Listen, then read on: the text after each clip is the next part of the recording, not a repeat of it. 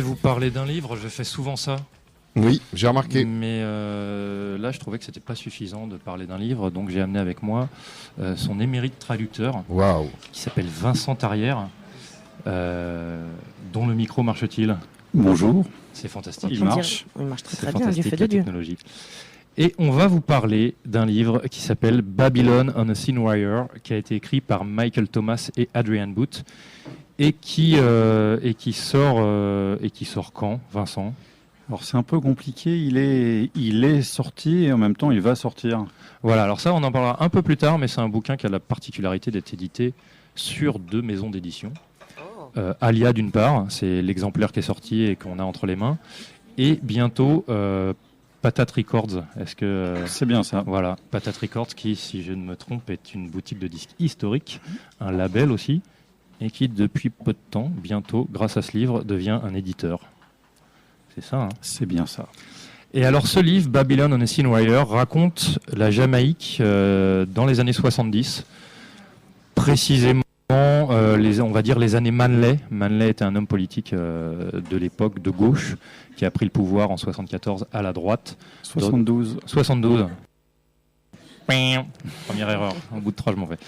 Et il a pris le pouvoir à la droite dans une Jamaïque qui était dans un climat de violence assez important, où les partis politiques étaient liés à des gangs qui se battaient. Et c'est raconté par Michael Thomas dans une langue qui est, je trouve, en tout cas en français, et c'est pour ça que je trouve la traduction assez fantastique, et assez truculente, et assez directe, et très agréable à lire. C'est rythmé, c'est vraiment instantané.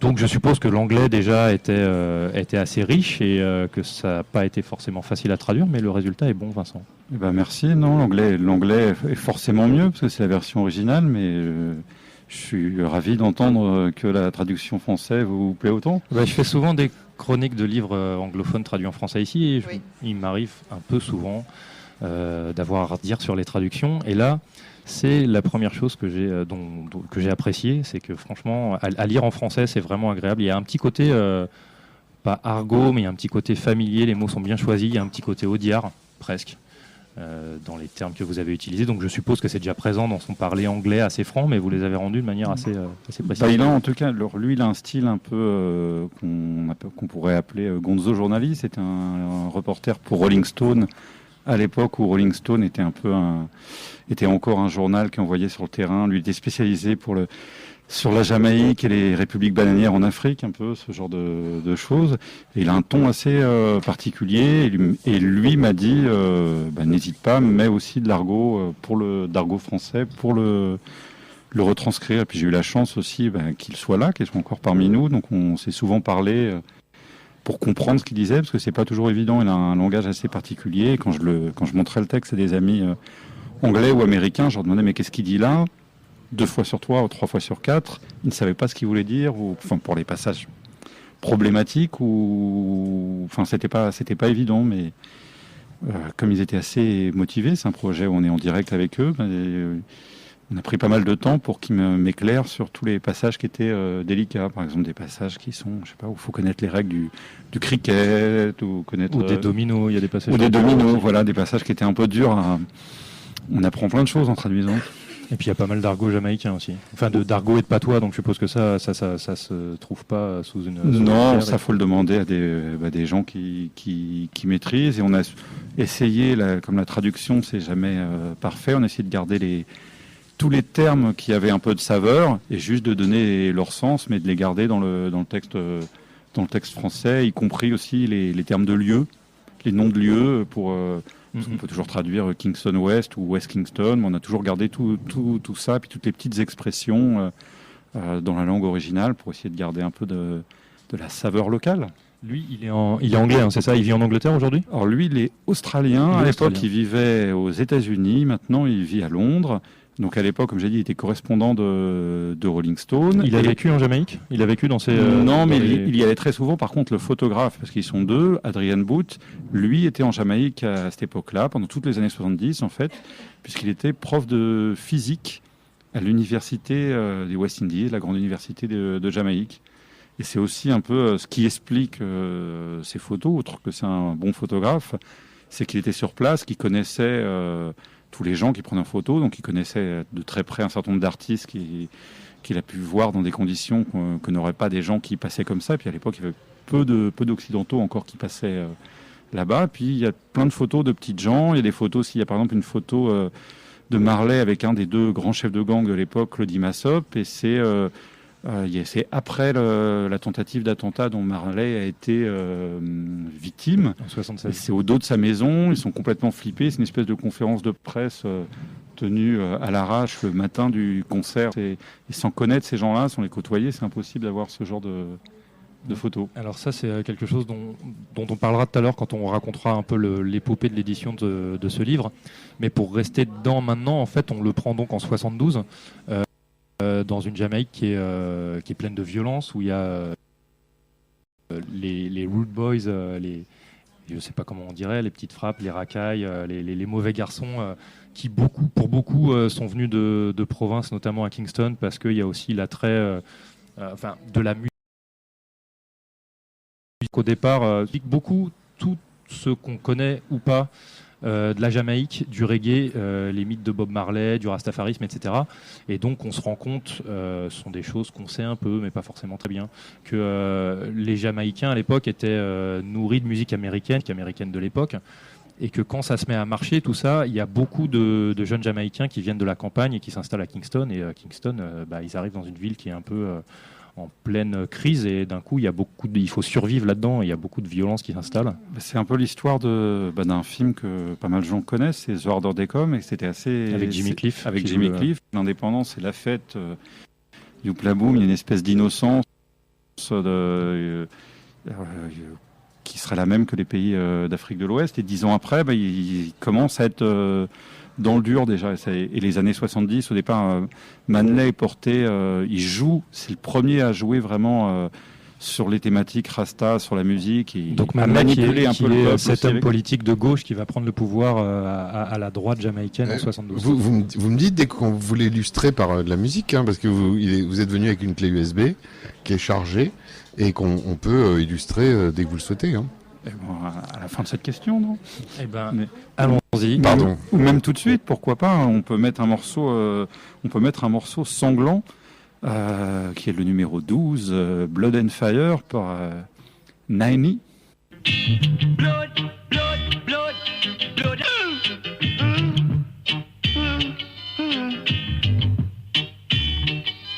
There is no more water to out the fire. There is no more water to out the fire.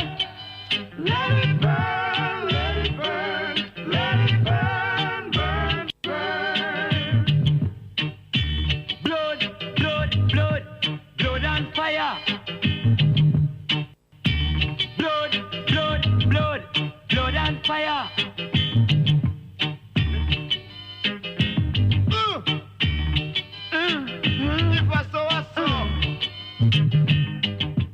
There is no more water to out the fire. There is no more water to out the fire.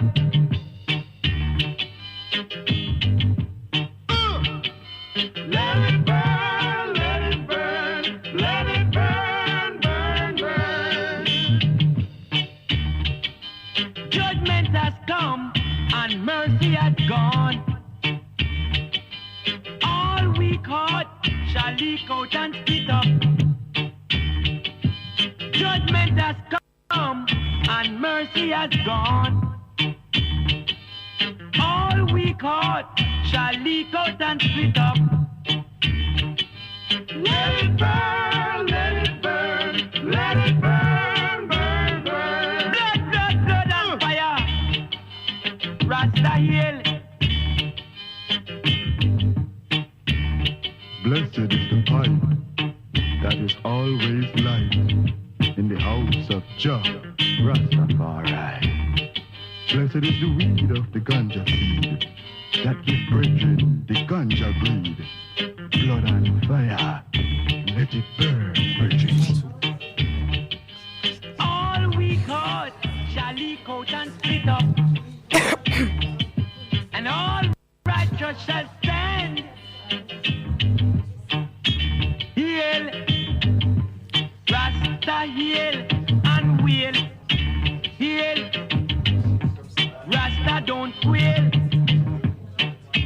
Blood, blood, blood, blood and fire.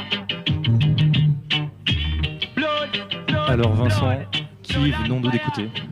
Naini, un des grands producteurs de l'époque, avec un titre qui résume bien l'état d'esprit du pays en 72, du sang, du feu. Et alors pour revenir sur la truculence de la langue et l'écriture particulière de Michael Thomas, en tout début du livre, il y a un avant-propos qui est très récent en fait, alors que le livre la rédaction du livre date de quand? Alors le livre, il y a eu deux versions, une première en 76, celle qu'on a traduite date de 82. Et donc il y a un avant-propos qui est très récent là. Et qui a été écrit en 2010 parce que en 2010 il y a eu un événement qui a un peu captivé les médias internationaux,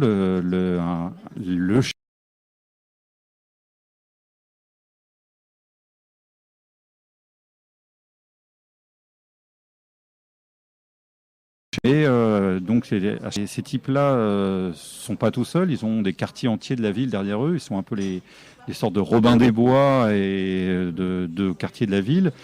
Et donc pour le faire tomber, l'armée a dû faire le siège du quartier. Il y a eu 15 jours ou 3 semaines de bataille, les tanks en ville, et 70 morts, et les caméras de télé du monde entier là-dessus. Et à ce moment-là, Michael Thomas, qui a fait le texte, me dit en fait, oui, tu as raison, rien n'a changé, c'est toujours là, et je vais faire un petit texte pour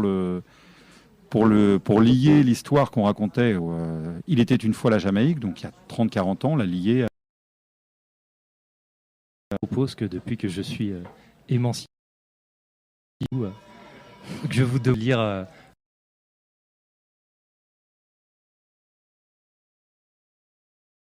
le morceau qui s'appelle Dirty Harry, numéro 15. C'est parti. Alors, touche-toi. Pardon? Touche-toi.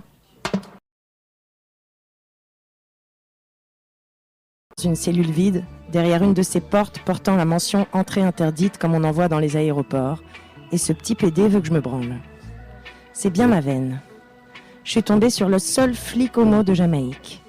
Un pays 2 fois plus petit que le pays de Galles, pour une population équivalente à celle de Wolverhampton, où la sodomie est non seulement illégale, non seulement constitutive d'un délit, mais surtout porte atteinte à l'honneur d'une nation virile et fière, la société la plus ouvertement portée au ratonnat anti-PD, à la phobie des tatas, à la haine envers les bouffeurs de bites et à la stigmatisation des tafioles, à l'ouest de la Turquie et de Téhéran. Il y en a toujours une. Et vas-y que je te mate, et vas-y qu'il me mate, et qu'il me sourit d'un air suffisant. Touche-toi. Il sait que je vais obtempérer. Je n'ai pas le choix, il incarne la loi. La Jamaïque a connu bien des changements depuis la première parution de ce bouquin. Mais certaines traditions ont la vie dure. Nous savons l'un comme l'autre que ce petit fouille-merde me tient par la peau des couilles, qu'il peut à tout moment sortir 2-3 grammes de sa poche et dire au juge qu'il les a trouvés dans mon fion.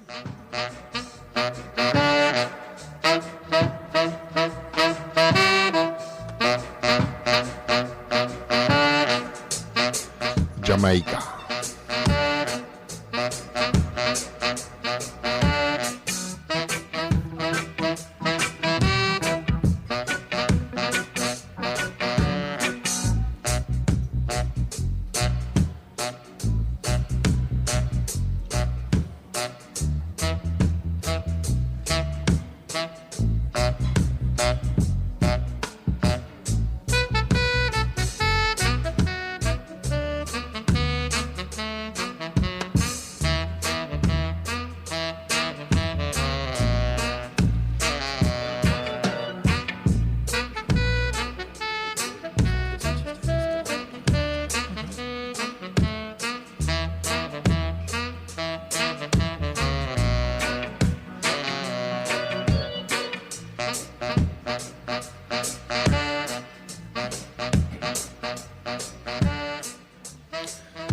Voilà, merci Lou, le ton est donné. Je t'en prie. Hein. Maintenant que tu n'es plus mon invité, mais un chroniqueur à part entière, je suis désormais à ton service. Et maintenant, on est dans le décor. La Jamaïque est violente. Il y retourne à l'époque et déjà, on sent la corruption, la violence. Et donc, rien n'a changé, nous explique-t-il, par rapport à l'époque où il y a cette violence. Et c'est aussi l'époque où naissent tous les mythes qu'on connaît de la Jamaïque, les sound systems, les studios mythiques de Sir Cox Ogden, ensuite de Lee Scratch Perry. C'est à cette époque que tout naît. Oui, et ça raconte ça aussi. Ça ne parle pas que de la musique, mais évidemment, ça parle aussi de la musique, parce qu'il est difficile de parler de la Jamaïque sans parler de musique. Ça parle et ça on parle de manière comme j'ai jamais lu ailleurs, parce qu'il y a pas mal de bouquins sur la Jamaïque et le reggae, mais c'est souvent pas terrible. Et là, il dit des choses.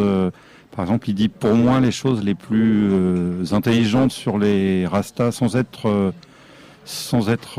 juste convaincu, juste une espèce d'observation un peu décalée, un peu à distance, à la moqueuse et respectueuse à la fois. Et puis des choses, par exemple, il dit un truc sur le ska c'est très court, mais ça me semble très pertinent. Il explique en gros, il dit voilà, le ska c'est juste une pulsation, c'est super basique. Et c'est tellement basique qu'il y a que des Jamaïcains illettrés qui peuvent jouer ça, qui savent le jouer. Et il explique, et c'est vrai, que les Rolling Stones ont essayé de faire du ska, mais qui n'ont jamais su. Arrivés, ouais. Et après, il explique que pareil, donc toute cette musique, le reggae, c'est une des particularités, c'est un peu comme le blues, c'est que c'est à la fois très simple, c'est pas de la grande musique au sens savant, mais personne ne sait le jouer comme les Jamaïcains. Il y a plein de choses derrière qu'on ne sait pas capter ailleurs. C'est-à-dire que les plus grands musiciens jamaïcains, souvent, ils sont pas capables de jouer autre chose que du reggae. Mais sur le reggae, personne ne peut le faire comme eux.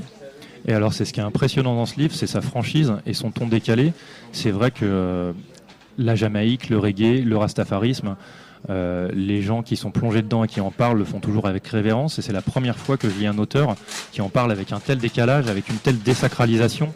Il parle des Rastas, grosso modo, comme une bande d'illuminés qui sont toujours un peu high et qui passent leur temps à fumer leur demi-livre de ganja par semaine. Oui, mais en même temps, moi, j'ai jamais été... à la base, les Rastas m'ennuient. Mais à la fois, il en parle comme des illuminés, mais à la fois, on comprend pourquoi ça peut marcher. On comprend bien pourquoi, dans les conditions du pays, croire en une espèce de truc mythique qui s'appellerait Zion et qui serait ailleurs et qui n'ont aucun espoir d'atteindre. Pourquoi ça peut être une issue quand on vit dans la merde là-bas. Il explique, je trouve très bien, alors qu'à la base, ça m'ennuie. Effectivement, il se débarrasse du vernis un peu d'admiration qu'on revêt sur toute cette culture. Hein. Olivier, je voudrais poser une question, parce que vous avez abordé quelque chose qui me paraît de l'ordre du mystère. C'est le reggae lui-même, c'est-à-dire cette musique extrêmement simple et qui est si difficile à faire pour nous Européens ou pour d'autres peuples. Hein. Mm-hmm. C'est-à-dire que tout le monde s'y est essayé. Hein. Et à quoi ça tient ? Moi j'appelle ça le mystère de la musique, mais c'est pas compliqué techniquement, mais aucun requin de studio, aucun musicien confirmé parce que c'est pas juste des notes ou c'est pas juste une technique ou c'est quoi ? C'est de l'intention. C'est une expérience partagée, c'est un mode de vie, c'est une culture derrière, c'est à la fois l'histoire du pays, les influences, les musiques qu'ils ont écoutées, la vie de tous les jours, le rapport particulier par exemple à la basse et à la batterie. C'est la place que prend la basse et la batterie dans la musique, qui est différente que dans les pays européens, quoi. Voilà, dans le son. Ou ailleurs. Et après, j'ai pas forcément énormément d'explications, mais c'est un constat. Et on peut le faire pour toutes sortes de musiques populaires qui, si on met un musicologue dessus, c'est pas forcément grand chose, mais il y a ce petit truc particulier, c'est ce qu'on appelle la musique, je crois. Voilà, c'est pour ça que ça m'énerve quand les gens, je les entends dire j'aime pas le reggae. Ça veut rien dire pour moi ne pas aimer le reggae. C'est-à-dire que on s'en fout que t'aimes ou que t'aimes pas. C'est que c'est une musique différente, c'est une musique qui est très difficile à jouer, c'est une musique très simple, c'est une musique qui transpose et qui transmet ce que vous disiez, un art de vivre, une façon d'être. Une culture, une vision du monde, une culture. On peut ou pas qu'un grand partagé, C. mais Et dire je n'aime pas cette culture, c'est aussi con que de dire j'aime pas les Esquimaux ou j'aime pas les... Voilà. Oui, Lou, pardon. Non, rien. D'accord. Voilà. C'est juste que je veux la possibilité d'intervenir éventuellement. Voilà. Insupportable. C'est l'art de vivre de Lou.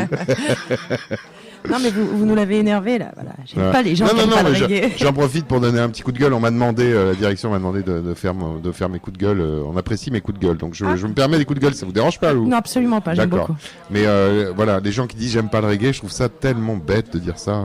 Mais c'est vrai, On leur demande pas d'écouter, mais voilà. Ce que dit Vincent Terrière est vrai. Michael Thomas, en se débarrassant de l'admiration, du mystère sur les Rastas, rend cette musique et cet art de vivre peut-être beaucoup plus tangible que tous les livres qui ont été faits. Et c'est marrant, il y a un film qui va sortir sur Bob Marley bientôt, qui est labellisé comme le premier film accepté, authentifié par la famille Marley.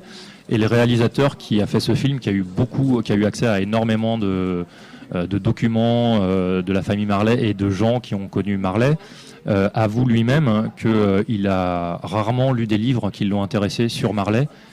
Et là, on tient un livre, quand on le lit, Babylon on a Thin Wire de Michael Thomas et Adrian Booth, qui nous fait comprendre de manière directe, des fois presque un peu surprenante. On se dit, il se fout pas de leur gueule, mais il parle crûment de choses qu'on mettrait sur un piédestal d'habitude, et d'un coup, on les capte beaucoup plus simplement. Est-ce que j'ai un autre point, une autre question, parce que vous êtes là. On dit que les textes des chansons de Marley sont pour la plupart écrites par on va dire un clochard, en tout cas un prophète incompris, un homme des rues comme ça, une espèce de Job dans son tonneau, qui est celui qui aurait écrit ou en tout cas permis à Bob Marley de mettre tous ces textes, tous ces mots en chansons. Vous êtes au courant de cette moi, je suis pas au courant de cette histoire. Par contre, ce qui est sûr, c'est que il y a une part de collectif, c'est-à-dire que c'est tes amis qui jamment autour qui sont le soir dans un yard, ce qu'on appelle les cours. Les textes, non, je pense qu'il y a beaucoup de lui, mais que c'est toujours pareil. Il y a un tel ami qui dit tiens, et puis qui sort telle phrase et telle phrase. Il y a une part de collectif. Et puis il y a aussi des Coluche, quoi.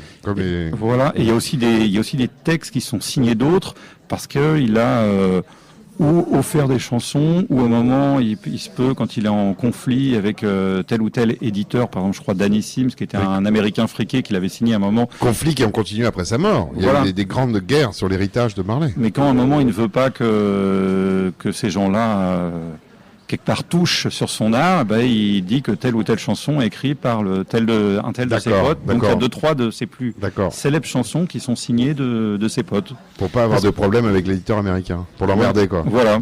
Justement, ce qu'on dit de Marley, c'est qu'il était vraiment très marqué par la religion, le rastafarisme, et qu'il avait comme motivation principale d'être une star mondiale pour pouvoir transmettre ce message au monde entier, et que l'argent ne l'intéressait pas tant que ça, justement, qu'il a donné beaucoup d'argent à des personnes qui en avaient besoin. Donc l'histoire de choisir ou pas des noms de compositeurs corrobore aussi un peu ça. Et puisqu'on parle de Marley, il y a cet épisode qui est introduit par une phrase assez drôle, c'est-à-dire qu'à un moment il a de l'argent et il s'achète des BMW. Et on lui dit, mais comment ça se fait qu'un type qui vient du peuple comme ça, qui est pauvre, comment peut-il rouler en BMW? Et il répond, la BMW, c'est fait pour moi. BMW, c'est Bob Marley and the Wailers. Oh yes, BMW, c'est dans l'envie d'en acheter une du coup. Par exemple, c'est une anecdote que j'ai découverte. Je connaissais une histoire sur BMW, c'est quelle différence entre une BMW et un hémorroïde? Aucune de tous les trous de cul peuvent en avoir une, quoi. Donc, voilà. Bob Marley avait été un peu plus haut et il avait dit que c'était Bob Marley and the Wailers. Ok. Et ça redresse un peu l'image de BMW à mes yeux. Et justement, on en parlait tout à l'heure, en 76, il est victime d'une tentative d'assassinat. Et je propose que Lou nous relate Lou. Oui, je suis là. L'épisode. Et alors, qu'est-ce qu'on met comme son derrière, ouais. Sans parole. Alors, sans parole, on va remettre le même. Je crois que j'en ai qu'un sans parole, mais ça sera très bien. Il est bien, voilà. Ouais, il est vraiment bien. Je vais peut-être copier cette clé USB sur mon ordi. Bob mange un pamplemousse dans la cuisine. Dehors, de l'autre côté de la maison, les Wailers travaillent sur un morceau tandis que Bob discute avec Don Taylor, leur manager. Don lui demande de lui faire goûter son pamplemousse. Mais lorsqu'il tend la main pour l'atteindre, Un jeune type épais comme une allumette enfonce la porte. Il porte une veste en cuir noir et tient une mitraillette avec laquelle il se met à arroser toute la pièce en fermant les yeux. Don Taylor a ramassé 6 balles dans le dos. Bob n'a été qu'effleuré. Tout ça à quelques semaines du scrutin présidentiel de 1976. Il n'en a fallu pas plus pour alimenter les rumeurs les plus folles. Quelques-uns, minoritaires il est vrai, juraient leur grand Dieu qu'il n'y avait rien de politique derrière cette fusillade et que tout était parti d'une sombre embrouille sur le champ de course qui avait tourné au fiasco. Mais le fond de l'histoire, c'est que Bob voulait organiser une série de concerts. Cette nuit-là, il répétait en vue de la première date fixée quelques jours plus tard au parc Georges V, qui ne s'appelle plus parc Georges V, bien sûr, mais parc de l'Indépendance ou un truc plus parlant dans ce goût-là. Mais que tout le monde s'obstine à appeler parc Georges V, donc. Il avait lancé l'idée de ce concert gratuit et le gouvernement avait bien sûr sauté sur l'occasion pour proposer son concours pour la logistique, les transports et tout le reste. La seule chose qui les intéressait, c'était son appui. Pour la première fois, les jeunes de 18 ans avaient le droit de voter et si Bob se rangeait du côté du PNP, Michael avait toutes ses chances de l'emporter. Mais Bob n'était pas fou, il refusa. Ils ont alors proposé que le premier concert ait lieu quasi sous les balcons de Michael, sur la pelouse du King's House. Mais c'était un peu trop proche et Bob a exigé qu'on déplace l'événement au parc Georges V, puisque tout le monde s'acharne à l'appeler ainsi. Pas mal. En plein dans les circonscriptions de Manley. Les gars du JLP ont flairé le coup fourré et en désespoir de cause, ont envoyé quelqu'un pour le fumer. Telle était du moins l'opinion générale. Une autre version circulait, bien plus sinistre encore. Les gars du PNP auraient perdu les pédales. C'est un livre à lire, qui est paru aux éditions. Alors, qui est paru aux éditions Alia et aux éditions Patate Records. C'est un livre qui imbrique complètement tout ce dont on a parlé depuis le début, c'est-à-dire le côté politique. Là, le Michael dont Lou nous parlait, c'est Michael Manley, donc ce leader du PNP, du parti de gauche qui a pris le pouvoir de 72 à 80 au JLP, le parti de droite. Et donc la politique, la violence, la musique s'imbrique. Et jusqu'au fameux concert de 78 justement, où Bob Marley donne un concert gratuit pour son peuple après être revenu de 2 ans d'exil à Londres, après s'être remis de cette tentative d'assassinat. Et il donne un concert à la Jamaïque où, dans un moment de transe, il fait monter les 2 leaders opposés des partis politiques, qui sont donc de mèche avec des gangs qui font un carnage total à Kingston à l'époque. Et dans un moment de transe, il prend la main de chacun des 2 leaders, il unit leurs mains au-dessus de sa tête et il leur demande de enfin amener la paix à la Jamaïque. Donc c'était le rôle, le pouvoir transcendantal de Bob Marley. Et on trouve vraiment tout ça dans ce livre. Donc c'est un livre assez court, il fait une centaine de pages, c'est très agréable à lire. Là, l'édition Alia, on n'a que le texte, mais dans l'édition Patate Records qui va bientôt sortir, il y a en plus un recueil de photos d'Adrian Booth qui sont d'une beauté assez exceptionnelle. Et il est extrêmement bien traduit en plus. Quel est le nom du traducteur ? Vincent Tarrière qui est avec nous en ce moment, ici et maintenant, dans la dernière émission. Vincent Tarrière, Olivier Pellerin, merci à vous. Et alors non, on va dire un truc de Vincent Tarrière quand même, qui est traducteur, oui. Mais cette double édition, qui est quelque chose d'assez particulier, Vincent a plusieurs casquettes. Il est traducteur, mais en plus, il fait l'édition Patate Records, donc il se lance dans le travail d'édition. Il est éditeur en même temps que traducteur. Et voilà, et c'est quelque chose de nouveau pour lui. Je trouve que c'est une assez belle aventure, parce qu'il y a 2 formats à ce livre, il y a tout un travail sur l'iconographie et sur les photos. Ouais, mais ça va marcher parce qu'on est sous les auspices de Jupiter, là.